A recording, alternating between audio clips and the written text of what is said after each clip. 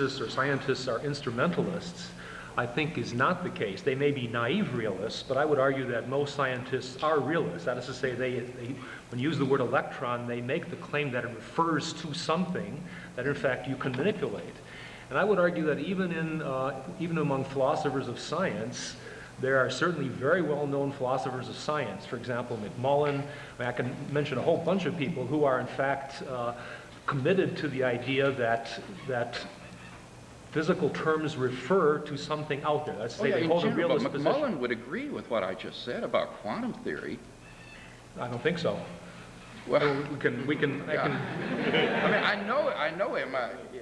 He's a realist. He's a hardy, strong, robust realist. Absolutely. With regard to things like, say, galaxies, dinosaurs, and electrons, including electrons. I heard him, discuss this at an APA meeting where he was cornered on this. He says he breathed deeply, inhaled, and says, yes, I think, maybe electrons, but he wouldn't go for quarks and strings. Well, I mean, there is debate. I would agree with that.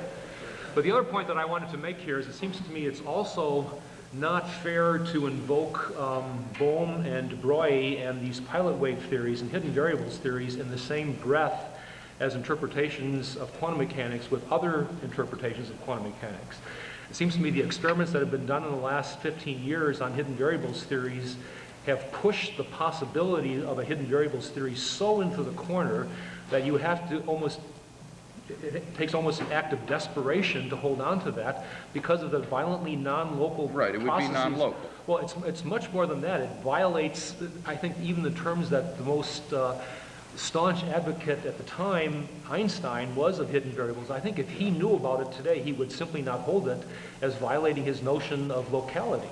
But my point is to generally say here that that's something that's held in the same sense as other kinds of interpretations of quantum theory is just not fair, it seems to me. Okay, that's certainly true. I mean, the de Broglie-Bohm model is not at all held as widely as the standard received interpretation, like a Copenhagen interpretation, and that's certainly correct. As far as I know, though, I mean, it is a possibility. It's empirically adequate, even though it would be non-local, as you say. And I'm not espousing such a theory. I just wanted to make the point that if one is determined, one doesn't have to believe in quantum indeterminism. Well, normally what happens here is you have to give up something or the other. Yeah. And most people would like to be localists in the sense that local effects and causes are in the same region of space-time, yet that's impossible. And in fact, the original Bohm theory was constructed in such a way that it would agree in all details with quantum mechanics and nevertheless posit the existence of an underlying hidden variables level of reality. Yeah. And that's, of course, where the non-locality comes in. So, of course, there can't be any empirical disconfirmation because it's built in such a way to agree with everything that quantum mechanics already predicts. Right. It's only in the next step when you go to these correlation functions with correlated photons and the like that local hidden variables theories are shown experimentally to be impossible. Right. So I think it was my response that stirred up this particular nest of bees. I think I have a right to the last laugh here. I just want to make two comments. One is that philosophers of science, to my knowledge, are split down the middle on these sorts of issues. I haven't taken a poll, and I don't think it's terribly useful to take a poll. The main thing there is that these are darn hard issues. They're darn hard issues, and I think one should exercise some circumspection with respect to them. The second thing I want to do is to just clarify something in connection with what Professor Craig said about my discussion of the causal principle and principle of sufficient reason, which I meant to distinguish quite clearly. The principle of sufficient reason I take to be much stronger than the causal principle, which Craig is advocating. The interesting thing about Craig's version of the cosmological argument is it doesn't require a principle of sufficient reason.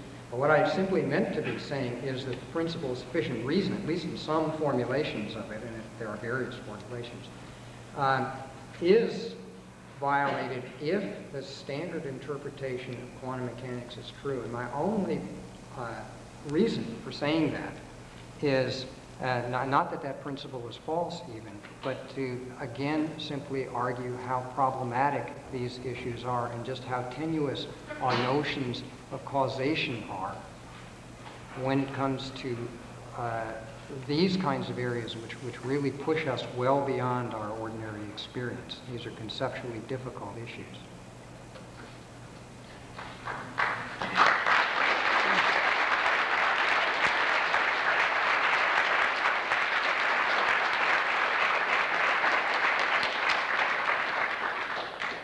I want to thank all three speakers, and I'd also like to remind you to fill out your surveys, and I guess there's a box in the back you can, or a person in the back you can hand them to as you leave.